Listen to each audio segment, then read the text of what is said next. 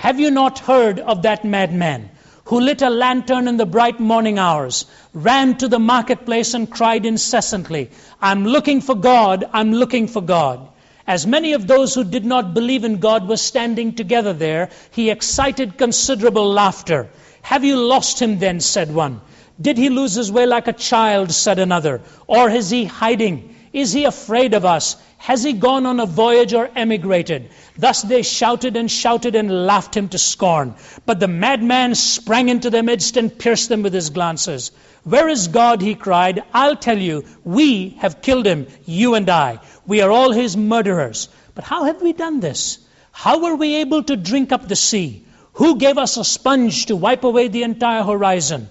What did we do when we unchained this earth from its sun? Whither is it moving now? Whither are we moving now? Away from all suns, maybe? Are we not perpetually falling backwards and forwards, sidewards and in all directions? Is there any up or down left? Are we not straying through an infinite nothing? Do we not feel the breath of empty space? Has it not become colder? Is not more and more night coming on us all the time? Must not lanterns be lit in the morning? Do we not hear anything yet of the noise of the grave diggers who are burying God? Do we not smell anything yet of God's decomposition? God's decomposed too, you know, and God is dead. He remains dead and we have killed him. Now, how shall we, the murderer of all murderers, compose ourselves?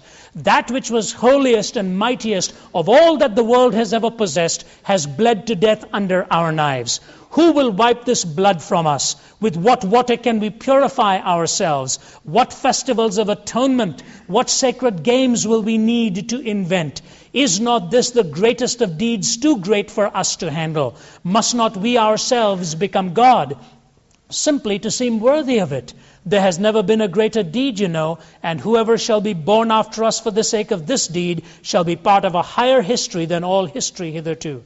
Here the madman fell silent and again regarded his listeners. They too were silent, and they stared at him in astonishment. At last he threw his lantern to the ground, and it broke and went out. I come too early. My time has not yet come. This tremendous event is still on its way, still traveling, and it has not yet reached the ears of men. Lightning and thunder require time. The light of the stars requires time. Deeds require time even after they have done before they can be seen and heard. This deed is still more distant from them than the distant stars, and yet they have done it themselves. It has been related further that on the same day this madman entered diverse churches, and there sang a requiem, aeternam Deo. Led out and quieted, he is said to have retorted each time, what are these churches now, if they are not the tombs and sepulchres of a dead God? We have killed him.